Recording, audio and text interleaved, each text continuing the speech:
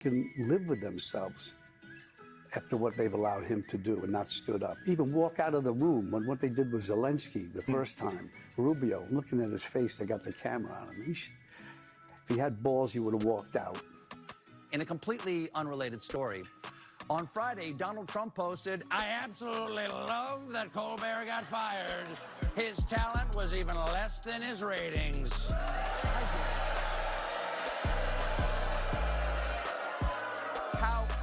How dare you, sir? Would an untalented man be able to compose the following satirical witticism?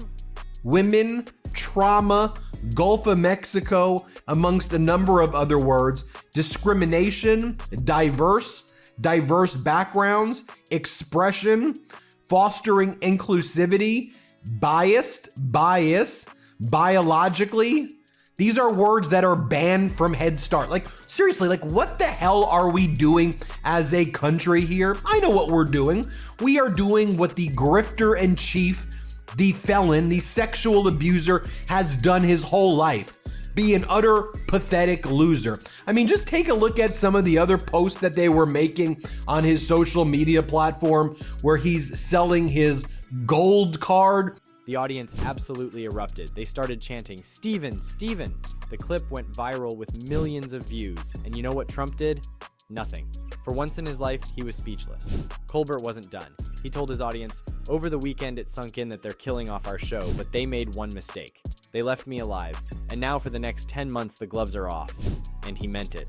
Every single night after that, Colbert went harder on Trump than ever before.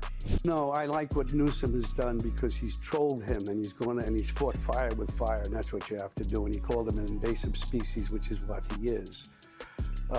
So he's not. He's a thing that doesn't understand. Trump does not understand anything about humanity, people. He has no empathy. I don't know what he is, but he's an alien. And he wants to hurt this country. It's something deeply psychological in him. He wants to hurt people. He wants to hurt this country. He doesn't care. And what saddens me the most, upsets me the most, is that people follow him. Those numbers, I gotta say, it makes sense we'd be canceled. I get it, guys. And thanks again, okay? Thanks again to the network. In a completely unrelated story, on Friday, Donald Trump posted, "I absolutely love that Colbert got fired. His talent was even less than his ratings."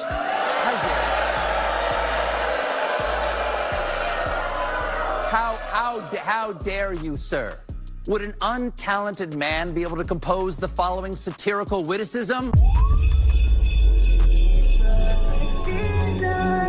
It is cuffing season, folks. That AI video was put out by California Governor Gavin Newsom, and I love the way he is mocking and taunting this criminal regime. You know, the Trump regime posted on their social media platform, "We heard it's cuffing season," and they showed themselves torturing migrants. So Governor Newsom responded by posting his own cuffing season video showing who the real criminals are. There are two men who absolutely haunt Donald Trump's nightmares. One of them makes him rage post at 1 a.m. from his bedroom. The other one makes him call people wackos and total losers on Truth Social. I'm talking about Stephen Colbert and Robert De Niro, and what these two have been doing to Trump over the past year is nothing short of legendary. Hit that subscribe button because what you're about to hear is going to blow your mind. These aren't just comedians or actors taking shots at Trump. Give him a chance. Why won't you give the president a chance, Robert De Niro? No, you're right. You're right. That's what I said right after he was elected. Give him a chance. I give everybody the benefit of the doubt. This guy has proven himself to be a total loser. Look at the lame, inane things that he said. He's so stupid, he can't even say anything clever or smooth. He's a moron. This video was vile and violent and only proves the point of the No Kings March even more. What decent Democratic leader would ever post a video of themselves on peaceful protesters? He is a one-man hate march. who the real felons are, who the war criminals are. Donald Trump, Stephen Miller, and Pete Hegseth. And I love that Gavin Newsom just goes all in on mocking this despicable regime, because look at what the White House was posting yesterday alone. They posted one video saying it's cuffing season, where it showed the Border Patrol and ICE agents torturing migrants.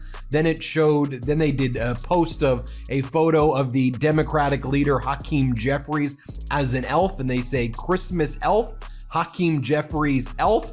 Then Donald Trump posted on the Instagram account, most influential man in Europe. These are two men who've dedicated themselves to exposing exactly who Donald Trump really is. Let's start with the most recent bombshell. This week, December 9th, Stephen Colbert joined the late-night pile-on over Trump receiving the FIFA Peace Prize. But Colbert didn't just mock it, he took it to a whole new level. He said, "Call me a boomer, but these participation trophies have gone too far." He's a punk, he's a dog, he's a pig, he's a con, a bullshit artist, a mutt who doesn't know what he's talking about, doesn't do his homework, doesn't care, thinks he's gaming society, doesn't pay his taxes. He's an idiot. Colin Powell said it best. He's a national disaster. He's an embarrassment to this country. It makes me so angry that this country has gotten to the... Before he was, reelected, and recently, since they all got into office, a bunch of high-ranking people in Trump's administration have kept promising to release the files surrounding Jeffrey Epstein, his mysterious clients, and his suspicious death. But now, suddenly, for reasons that I legally cannot think of, Donald Trump seems desperate to stop us from knowing who Jeffrey Epstein's clients were. If by influential you mean an individual who's working with Vladimir Putin to destroy Europe, then perhaps the worst scourge ever in Europe and the United States of America, and frankly, the world. You have the White House posting this photo. Here illegally, the Deportation Express. And you've got so many people responding to Trump's social media with comments like, "This makes me sick. What the hell are we doing? Please effing stop this madness."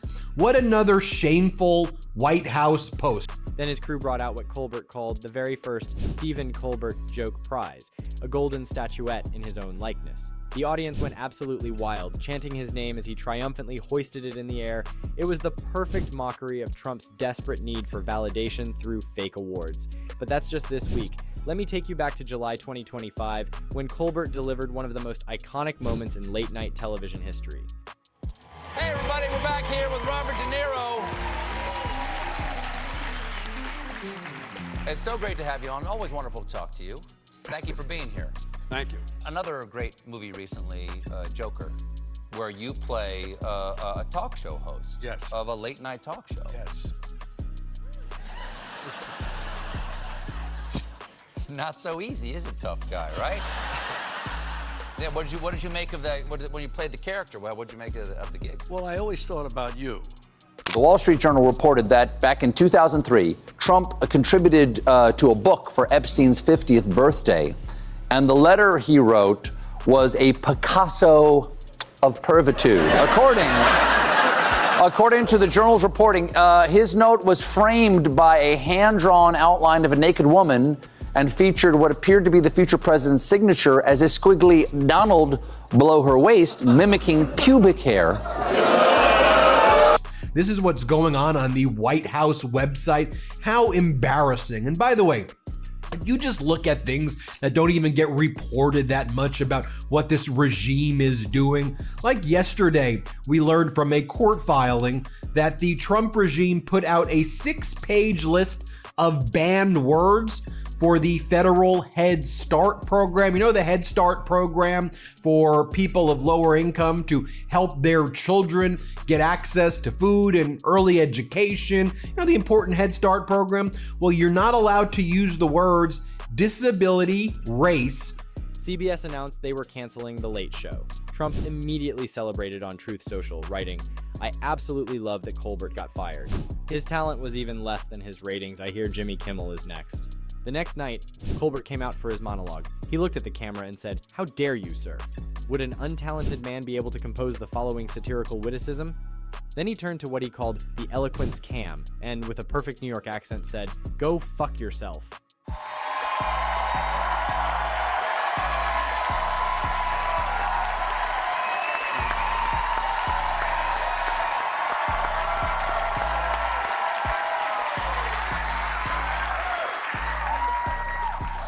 Holy cow, Robert De Niro. This is why you have one of these shows. This is why you want this show, is to talk with Robert De Niro. Wow. I can finally speak unvarnished truth to power and say what I really think about Donald Trump, starting right now.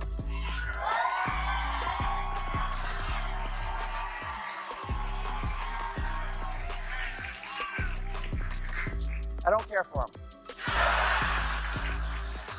Doesn't seem to have like the skill set. Doesn't have the skill set to be president. It's just not a good fit, that's all. This is real, okay? You would think this is from some sort of like Ponzi scheme thing, but it is. This is what Trump's post was from his official account. The United States government's Trump's Gold Card is here today, a direct path to citizenship for all qualified, vetted people. So exciting. Our great American companies can finally keep their invaluable talent. Live site opens in 30 minutes. And you go to this website. This is the site. The Trump Gold Card. Unlock life in America. He talked about the Epstein files. He mocked Trump's cognitive decline. He called out the Paramount Trump settlement as a big fat bribe. Nothing was off limits. Then came September 17th, 2025. The Emmy Awards. Colbert won Outstanding Talk Series, and the very first thing he said when he came back to his show, "Ladies and gentlemen, welcome to the Emmy Award-winning Late Show." The audience stood up and chanted his name. Then Colbert showed off his shiny new Emmy trophy and said, "Speaking of Emmys, Donald Trump doesn't have one. Let that sink in." America's Philistine president has had himself appointed head of one of our premier cultural institutions. He has cut funding and support to the arts, humanities, and education. And now he has announced a 100% tariff on films produced outside the U.S. Let that sink in for a minute. You can't put a price on creativity, but apparently you can put a tariff on it. Yes! No, he's right. The Epstein saga is a total snooze fest. I mean, the most powerful man in the world is blocking information about a cabal of the rich, the famous, and the royal, befriending a con man who regularly flies off in his private plane to his private island or do super illegal sex stuff. Unlock life in America. Then you look at it, and if you are an individual, you have to pay $1 million, and corporations can pay $5 million to sponsor people and make them citizens. And just to remind you the type of people Trump wants as citizens, Russian oligarchs. This is what Donald Trump said back in February when he talked about the gold card. And his goal was to bring in the Russian oligarchs and wealthy, because everything is for sale in the United States of America. Donald Trump has took our entire history, our leadership in the world, and just sold it all off for the highest bidder who wants to destroy the United States of America. Trump has been desperate for Hollywood validation his entire life. He hosted The Apprentice for years, never won an Emmy, but Colbert, he's got one. And he made sure to rub it in Trump's face every single night. Now let's talk about Robert De Niro, because while Colbert was destroying Trump at night, De Niro was doing it everywhere else. In May 2025, De Niro accepted an honorary Palme d'Or at the Cannes Film Festival. Leonardo DiCaprio presented the award to him. The only other story out there is kind of a small one. The president was buddies with a pedophile. On Friday, the Wall Street Journal dropped an absolute bombshell. They are reporting that in 2003, Trump sent a birthday letter to Jeffrey Epstein for his 50th birthday that was sexually suggestive. Yeah, it's the most inappropriate birthday gift since Carvel debuted. Here's what Donald Trump said back in February. You can see for yourself. Play this clip. Would a Russian oligarch be eligible for a gold card? Yeah, possibly. Hey, I know some Russian oligarchs that are very nice people. It's possible. And folks, it's not just California Governor Gavin Newsom who's mocking Donald Trump relentlessly and ruthlessly. I'm glad that finally the media is picking up onto Donald Trump's deteriorating mental and physical health, and that it is not normal that Donald Trump keeps bragging about how he gets cognitive exams all of the time. Let's take a look at Deadline, MSNBC's MS Now. This is a beautiful compilation that they created. The beautiful thing is that Trump can't stop either of them. He can rage post at 3 a.m., he can call them names on Truth Social, but at the end of the day, Colbert has an Emmy that Trump will never win, and De Niro has the respect of the entire world that Trump will never earn. That's all for today. I'll see you in the next video. And word count 145 words. His former chief of staff, General Kelly, reminded us that Trump admires Hitler and ridicules our American troops. No, folks, I consider myself a deep spiritual thinker. I frequently ponder the age-old questions like, why do bad things happen to good people? And why do good things ever happen to Donald Trump? Yesterday, the Trump Media and Technology Group, or HPV, which owns Truth Social, completed a deal to go public. According to Bloomberg News, that deal increased Trump's net worth by more than $4 billion, making him one of the world's 500 richest people. He made over $4 billion misspelling things on the toilet. My God, I hope that article is misinformated. Beside all that, this is my neighborhood, downtown New York City. I grew up here and feel at home in these streets. I feel comfortable. The Twin Towers fell just over here, just over there. This part of the city was like a ghost town. But we vowed we would not allow terrorists to change our way of life. And we started the Tribeca Festival to bring people back. I love this city.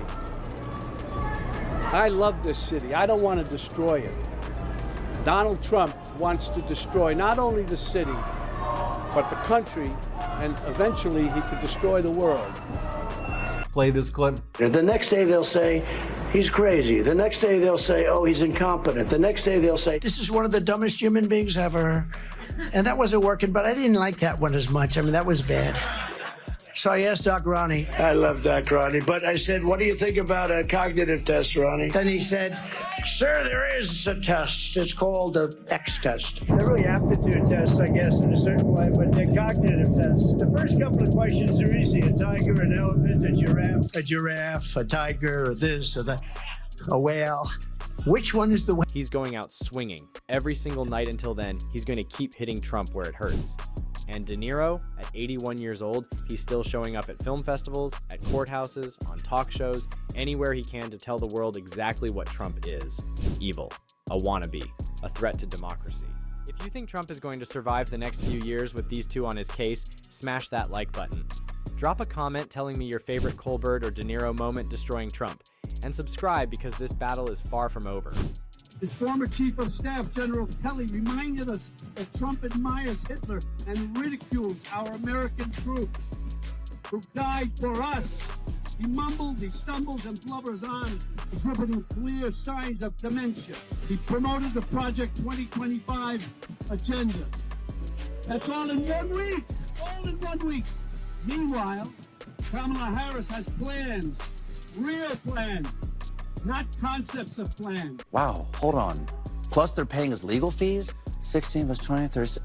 That means by bending the knee, they lost like $40 million this year. Huh, they better watch out. They better watch out. They might get canceled. For purely financial reasons. Purely.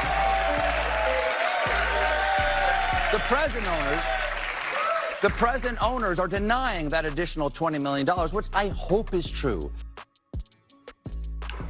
Describing the early screen for dementia as the standard he has passed 4 times in his telling, or last night he said it was only 3. So the 2 answers he's given us are 3 and 4 times he's been administered an early screening test for dementia that he seems to brag about passing the way one would brag about, I don't know, the LSAT? The not so encouraging nature of forgetting how many times he's even taken the cognitive test. Now, let's talk about what's going on with our economy, right? On the one hand, you have Donald Trump lying about the economy, saying that things are affordable, we're in a golden age, things have never been better, affordability is a hoax. And then Donald Trump tried to say a sentence about the Fed chair, Jerome Powell, who Trump appointed, by the way. Who died for us. He mumbles, he stumbles, and blubbers on, exhibiting clear signs of dementia. He promoted the Project 2025 agenda. That's all in 1 week. All in 1 week. Meanwhile, Kamala Harris has plans, real plans, not concepts of plans. She's got a plan to help workers and the middle class with an opportunity economy. She'll lower their taxes,